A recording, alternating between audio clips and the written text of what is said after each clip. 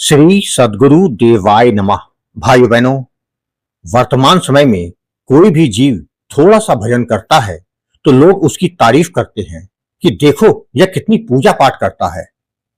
जब वह जीव यह सुनता है तो बड़ा प्रसन्न होता है, जिससे उसके अंदर अहंकार जन्म लेता है और वह उसे फिर आगे नहीं बढ़ने देता, जिससे जीव का कल्याण नहीं हो सकता। साधना तभी फलीभूत होती है जब वह संसार से छुपा कर की जाती है। इस पर सदगुरु भगवान संत शिरोमणि परमहंस श्री राम मंगलदास महाराज जी कहते हैं कि साधक तारीफ ना चाहे, भगवान जाने तुम जानो तब काम बनेगा। वह यह भी कहते हैं कि मन लग जाए तो काम बन जाए। भक्ति का मार्ग सीधा, सरल और सहज दिखता है, परंतु भीतर से वह अत्यंत सूक्ष्म और गहरा है। इस मार्ग पर चलते हुए साधक को केवल बाहरी कर्म नहीं बल्कि अपनी अंतर आत्मा को भी निर्मल बनाना पड़ता है। सदगुरु भगवान जब कहते हैं कि साधक तारीफ ना चाहे, तो वे केवल किसी नैतिक उपदेश की बात नहीं करते, बल्कि साधना के मूल तत्व को स्पर्श करते हैं। क्योंकि जहां तारीफ की चाह हो वहां अहंकार का बीज छिपा है, और जहां अहंकार है वहां भगवान का प्रवेश संभव नहीं।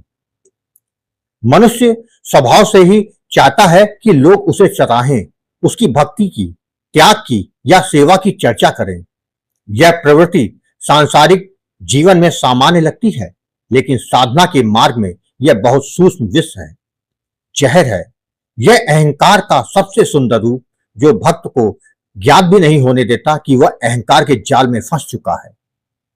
सदगुरु कहते हैं कि भक्ति में दिखावा नहीं, अनुभव चाहिए। दूसरों को दिखाने से नहीं, भीतर से भगवान को महसूस करने से काम बनता है।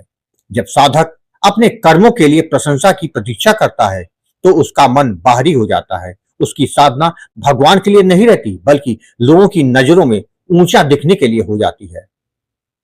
सदगुरु का वचन भगवान जाने तुम जानो तब काम बनेगा साधना के इस रहस्य को खोल देता है कि इसका अर्थ यह है कि तुम्हारी भक्ति भाव, तुम्हारा जप, तुम्हारी सेवा, तुम्हारा प्रेम, इन सब का साक्षी केवल भगवान हो, ना कि संसार। यदि किसी भक्ति में लोग देखने लगे तो वह साधना नहीं प्रदर्शन बन जाता है। जब साधक इस स्थिति में पहुंचता है कि उसे यह फर्क नहीं पड़ता कि कौन उसे देख रहा है, कौन उसकी प्रशंसा कर रहा है, तब उसका मन भीतर स्थिर होता है। वह हर जप, हर प्रार्थना, हर सेवा केवल भगवान के आनंद के लिए करता है। तब उसकी भक्ति निष्काम हो जाती है और वहीं से भगवान की कृपा का प्रवाह आरंभ होता है। भगवान श्री कृष्ण ने गीता में भी कहा है, कर्मण्येवाधिकारस्ते मा फलेषु कदाचन, अर्थात तेरा अधिकार केवल कर्म करने में है, उसकी फल की चिंता करने में नहीं। तारीफ भी एक प्रकार का फल ही है। जब हम चाहते हैं कि हमारे अच्छे कर्मों का कोई सम्मान या मान्यता मिले तो वह भी फल की अपेक्षा है। लेकिन जब साधक भगवान के लिए करता है तब उसे किसी और की स्वीकृति की आवश्यकता नहीं पड़ती। सदगुरु भगवान यहां कहते हैं, जब मन लग जाए काम बन जाए। यह बहुत गहरा संकेत है। साधना तब तक अधूरी है जब तक मन बाहर भटकता है। जब मन भगवान में लग जाता है तब भक्ति अपने आप सिद्ध हो जाती है। मन लगने का अर्थ केवल नाम जप करते रहना नहीं, बल्कि हर स्थिति में भीतर भगवान का स्मरण रखना है। यदि कोई व्यक्ति रोज नाम जप करता है परंतु मन में यह विचार रखता है कि लोग मुझे बड़ा भक्त समझे, तो उसका मन भगवान में नहीं संसार में लगा है। लेकिन वही व्यक्ति यदि एकांत में बैठ के केवल भगवान से बातें करे, केवल उन्हें महसूस करे, तो उसके भीतर का कमल खिल उठता है। मन लगने का अर्थ यह नहीं कि बाहरी संसार से भागो, बल्कि यह कि जहां भी रहो, जो भी करो, उसमें भगवान का अनुभव करो। जब मन उनके प्रेम में डूबता है तब वही साधना तुम्हें परम आनंद देती है। तब तारीफ की आवश्यकता समाप्त हो जाती है, क्योंकि भीतर ही रस बहने लगता है। सदगुरु का कार्य यही है कि वे साधक का मन बाहर से भीतर की ओर मोड़ दे। जब सदगुरु कहते हैं तारीफ न चाहें, तो वे साधक को यह सिखा रहे हैं कि सच्चा सुख दूसरों के शब्दों में नहीं, अपने अनुभव में है। वे हमें यह बताते हैं, भक्ति कोई सामाजिक प्रदर्शन नहीं, बल्कि आत्मा और परमात्मा का मिलन है। इस मिलन में तीसरे की उपस्थिति नहीं हो सकती। एक सच्चा शिष्य वह नहीं जो भीड़ में दिखे, बल्कि वह है जो एकांत में रोए, भगवान से बातें करे और गुरु की वाणी को जीवन में उतारे। सद्गुरु की कृपा तभी टिकती है जब शिष्य का मन निर्मल हो, और मन तब निर्मल होता है जब वह दूसरों की नजरों से मुक्त हो जाता है।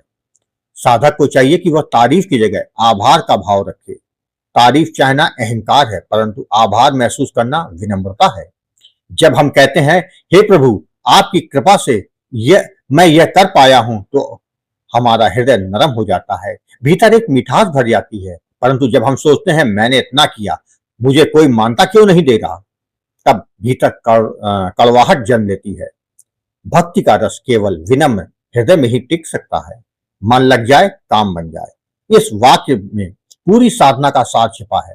हम प्रायः सोचते हैं कि साधना का काम कठिन है, लंबे समय तक जप, ध्यान, नियम, तपस्या, परंतु सद्गुरु बताते हैं, जब मन लग जाता है तब कोई कठिनाई नहीं रहती।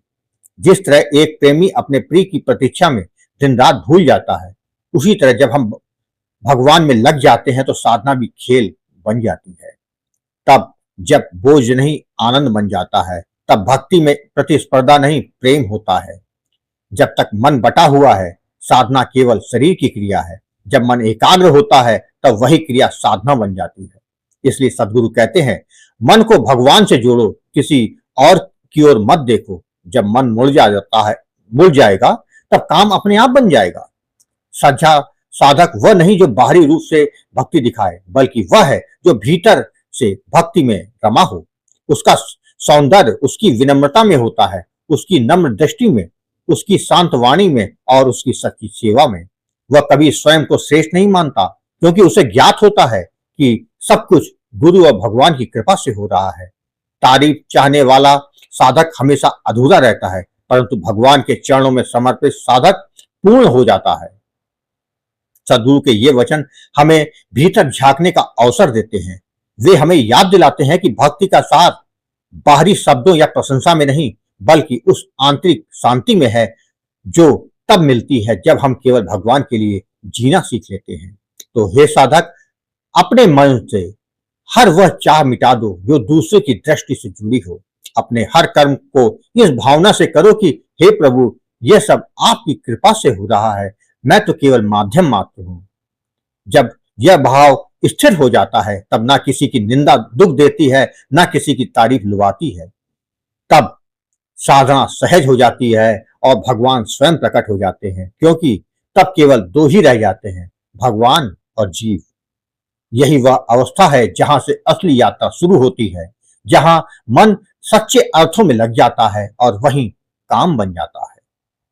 अगर आपको यह वीडियो पसंद आया हो तो इसे जीवन में अपनाने का प्रयास करें, जिससे प्रभु की अनुभूति जीते जी अनुभव कर सके। वीडियो पसंद आया हो तो इसे सब्सक्राइब करें और लोगों में शेयर करें। जय जय सीताराम।